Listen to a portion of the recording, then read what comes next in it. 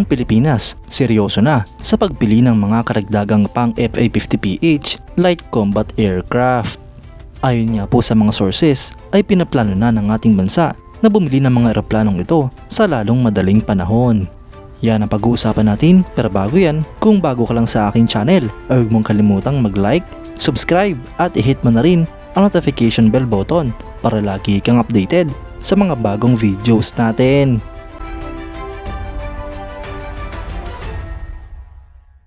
Sunod-sunod nga po naging balita mga idol sa plano ng Pilipinas na bumili ng mga fighter aircrafts. Nauna na nga po dito ang acquisition project para sa mga multi-role fighter aircraft. Kung saan dito nga po mga idol ay mataas ang tsansa na ang JAS 39 Gripen ng Sweden ang bibilhin ng ating bansa.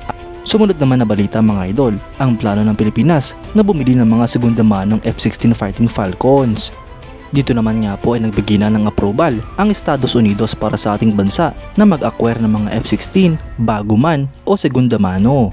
Habang posible naman nga pong magbenta ang bansang Denmark ng mga segunda manong F-16 sa Pilipinas at ang mga ito nga po ay mas upgraded na kung ikukumpara sa original na F-16 Fighting Falcons.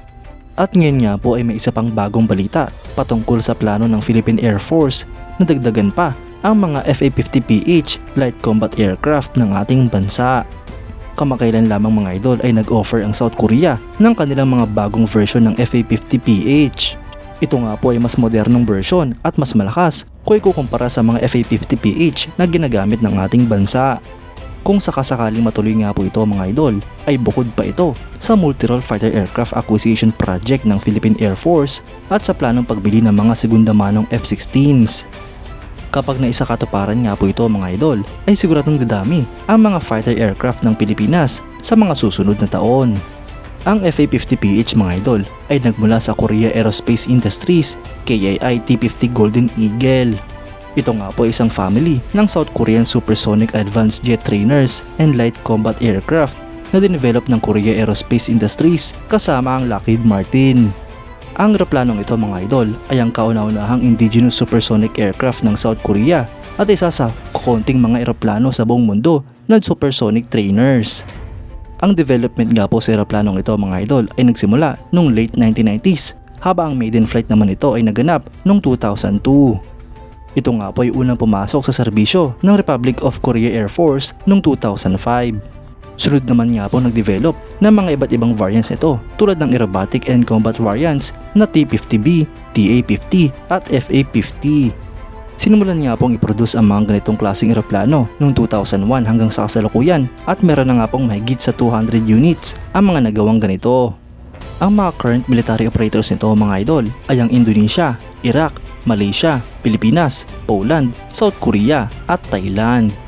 Ang eroplanong ito mga idol ay pinapalipad ng dalawang crew. May haba nga po itong 13.14 meters, wingspan na 9.45 meters, height na 4.94 meters, at wing area na 23.69 square meter. Ito nga po ay may empty weight na 6,470 kilograms, maximum takeoff weight na 12,300 kilograms, at fuel capacity na 701 US gallon.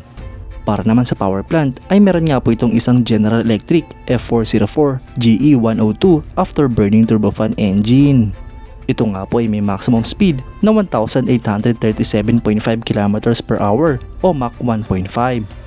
May range nga po itong 1,851 km at service ceiling na 4,630 meters. Para naman sa armament mga idol ay meron nga po itong isang General Dynamics M197 20mm 3-barrel rotary cannon na may 205 rounds. At meron nga din po itong total na 7 hardpoints na pwedeng langyan ng mga rockets, missiles at bomba. Ilang halimbawa na nga po dyan ang Hydra 70 rockets, AIM-9 Sidewinder na mga missiles at mga Mark 82 bombs. Mga idol magandang proyekto nga po ito para sa ating bansa dahil dadami na naman ang mga air assets ng Philippine Air Force. At hindi nga lang po ito basta-basta mga air assets dahil mga fighter at combat aircrafts ang pinaplanong bilhin ng Pilipinas. Kaya't asahan na nga po natin mga idol na sa mga susunod na taon ay mas magiging moderno ang hanay ng Philippine Air Force. Kayo mga idol, anong masasabi nyo? Comment down below for your thoughts and opinions. At yan nga lang po ang pag-uusapan natin ngayon mga idol. Maraming salamat sa panonood. Huwag nyo rin kalimutang mag-like at subscribe bilang suporta sa ating channel. Mabuhay kayo mga idol!